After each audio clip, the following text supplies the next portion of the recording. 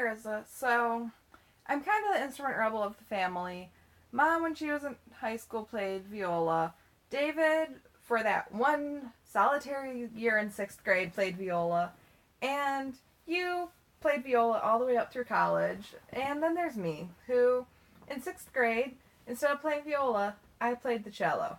Now, you have this whole story about how, well, I really wanted to play viola, but you were using mom's viola at the time, so I kind of had to pick something else. But in the end, in my heart, I'm truly a cellist, and it's something that I've played for 15 years, and I'm not giving it up anytime soon.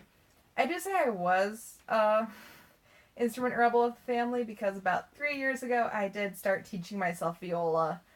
In one of those moments where I was bored and decided I was going to learn a new skill.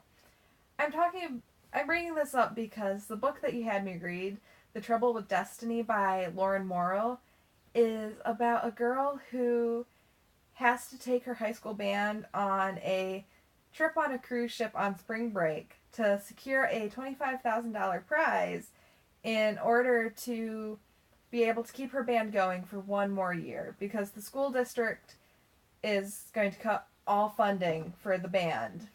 And this is the only way that she can keep going for that extracurricular activity that she loves so much.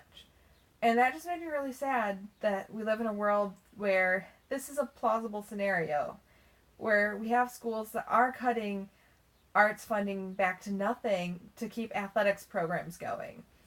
And I wish that we lived in a world where more schools would, kind of cut the cost cut backs 50-50 to give students the opportunity to have both. But unfortunately we don't, and that makes me really sad just because even though I'm not particularly gifted at music, it was something that I really loved.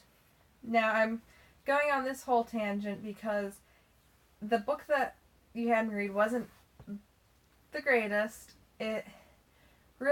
The middle section of the book kind of felt like you were wandering around aimlessly and there wasn't much development to plot, which wound up hurting the characters a lot. Really, if you took like the first quarter and the last quarter and maybe 10% of the middle half, you would have a very decent novella, but I feel like the author tried to stretch out the story for too long, and in the end, that wound up hurting the book as a whole because it just wasn't interesting in the middle part.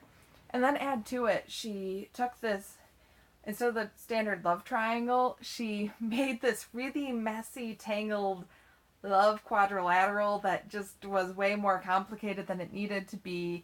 It made it way bigger of a deal than I think it needed to be.